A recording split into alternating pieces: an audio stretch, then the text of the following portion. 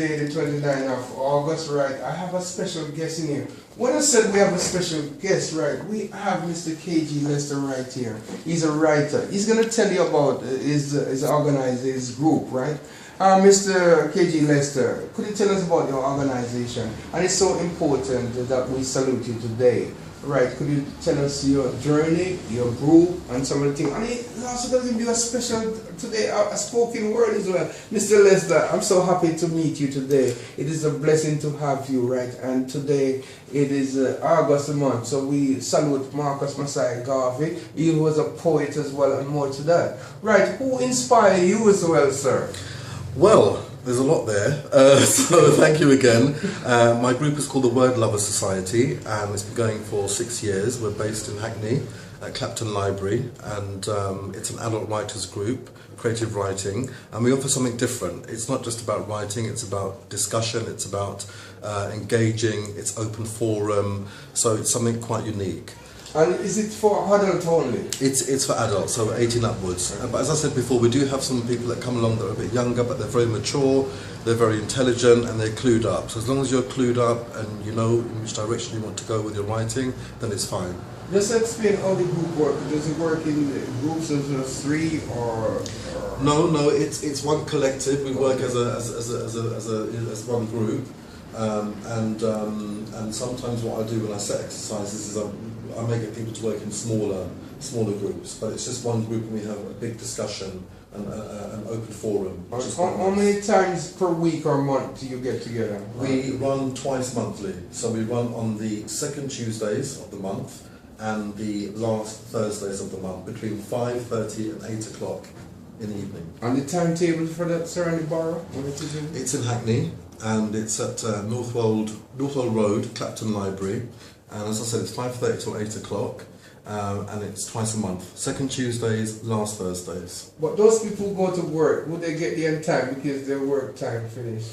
Well, this is why we have it twice a month. Okay. So if people can't make it on the Tuesday, they can come on the last Thursday. And also people tend to come in from 5:30. So people that come straight from work or university, they get there 6, half 6, and they make it when they can. And for those people who don't know what creative writing is, they might know about script writing, song writing, but creative writing. Could you just give us a little, for those who don't understand what that means, could you break it down, please? Yeah, I mean, creative writing is as it says really, it's creative writing, so it's writing from the imagination, it's what you create, it's what you make up.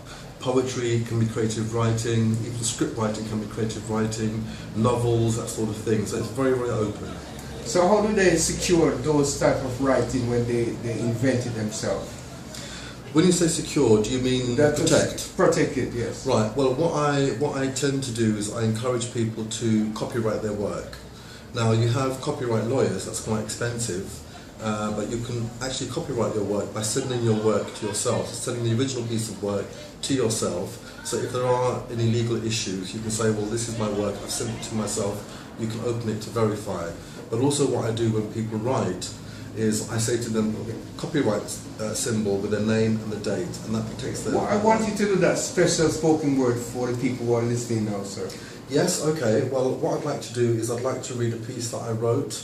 I was asked to do a show a few months ago, and the theme of the show was rebellion, and I chose to do a piece based on the history of Africa. So this piece is called Stolen.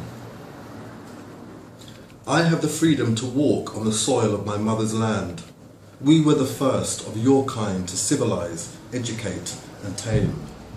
Don't be fooled by the media hype of untruths, distortions, and fantasy.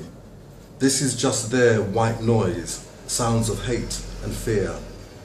Our great continent was once revered, but now all that remains are remnants of the glory years.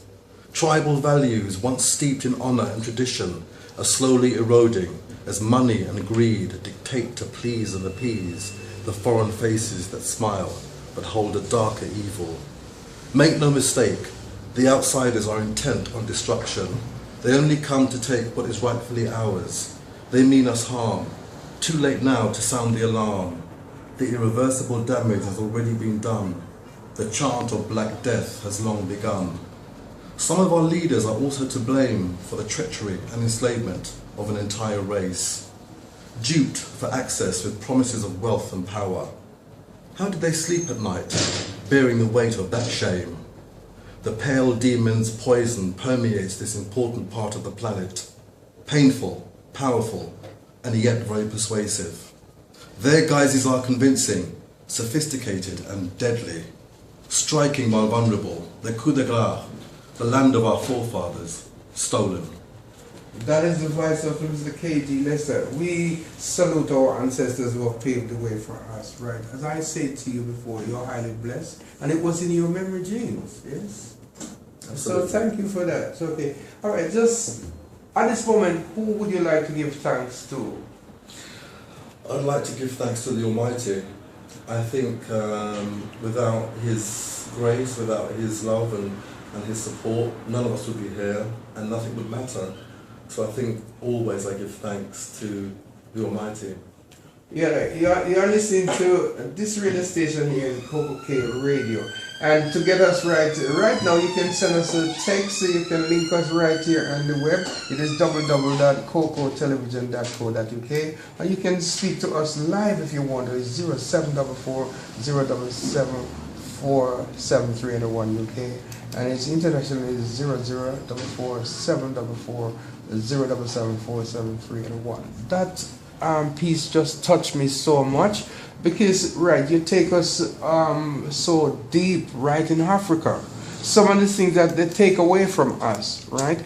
And it's not in our lifetime we're going to know about it, and it's what you're saying, it's supposed to be recorded, and you have done it, right? And I felt everything. And also you said you did something on the death of Mr. Mandela's death, and that was surprising. Could you just tell us something about that? You said it's after you did that thing, that get together, and it was so powerful, and then you're going to plan to do something in memory and also a tribute to Mr. Mandela. Could you just Absolutely. tell us that? Yeah. Well, December last year we had our 5th year anniversary where we showcased our work, and that was at the Hackney Museum, and they very kindly offered us the space for free. Poignantly, it was the day that Nelson Mandela passed away, which I'll never forget, the 5th of December 2013.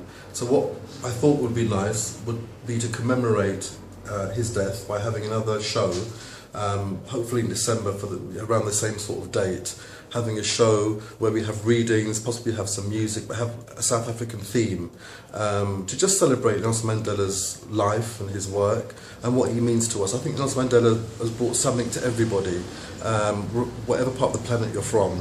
You know, he's global, he was an icon, he was an inspiration for so many people, and we have to remember the South African struggle as well. We can't forget that, and there's still a struggle there now.